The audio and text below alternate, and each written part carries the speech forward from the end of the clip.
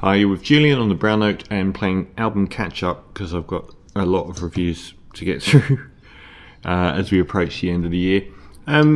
Pennsylvania native Alexander Giannascoli, who used to be called more commonly Sandy Alex G and is now called Alex G. I don't know the ins and outs, but I do know that I haven't really focused a lot on his music. He released a lot of self-release stuff before coming to more prominence with DSU and Beach Music. I think the only album I actually did feature on my show was Rocket, which came out in 2017, and I missed the in-between one, House of Sugar. We're now up to God Save the Animals, which is his ninth. It's got acclaim. All his albums have got acclaim. I personally, I think it's a fine album, not perhaps that compelling. After all, the opening track really hit on one of, I think, three major sort of reference points for me, and that's Sparkle Horse's Good Morning Spider, which rises up many times. That is one of my all-time favourite albums. The choir vocals, he's not really there.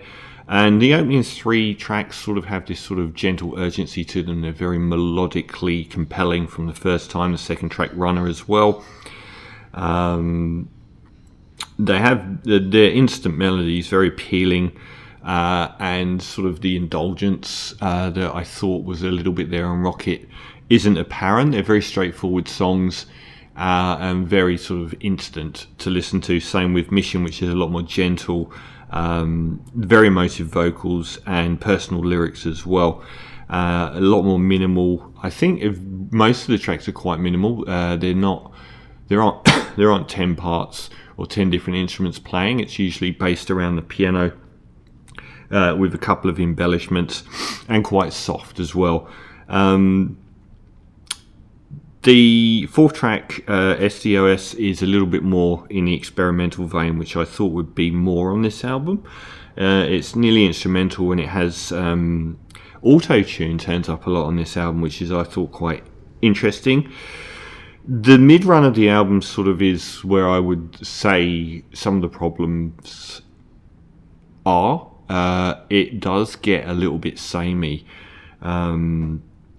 Particularly on the instrumentation, but also the compelling melodies of the first three songs are sort of absent through that mid-run. Same with Ain't Easy, bit drifty. Cross the Sea, the melodies aren't really there.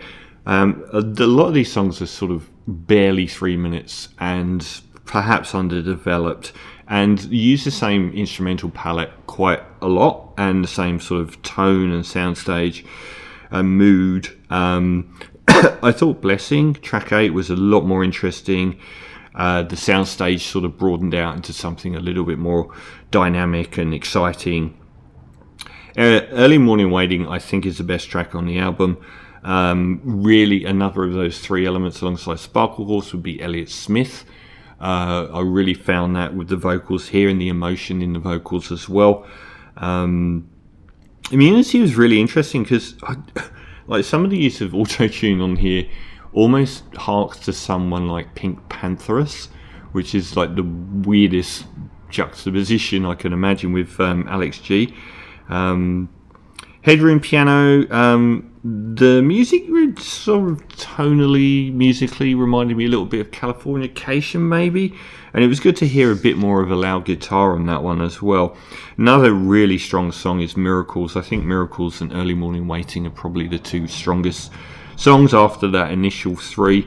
The thing I loved about Miracles as well, the whole thing about his worry about having a child because he's got mental health problems, I thought was really compelling, and it's a shame more of the songs don't have that personal slant to the lyrics on them. And it's got this country vibe, very much like the recent Big Thief album. I could imagine it being a Big Thief track as well. And Forgive is okay. Overall, I think a lot of these small songs, and they're all quite small, could have done with a bit more development. They do sound like sketches a lot. And that's not including the opening three and a few of the other tracks, particularly Early Morning Waiting and Miracles, which are really strong. I think the mid-run is a bit drifty, a bit inconsequential. That very piano-led instrumental palette does get a bit samey, and I wish you'd sort of push the dynamic range out a bit of the soundstage. And also, when he hits on really personal lyrics like Miracles, it's a much stronger album. It's a much more compelling album. So, Alex G and God Save the Animals, I'm not on the same bandwagon as a lot of critics on this one. I'm going to give it a 6.5 out of 10.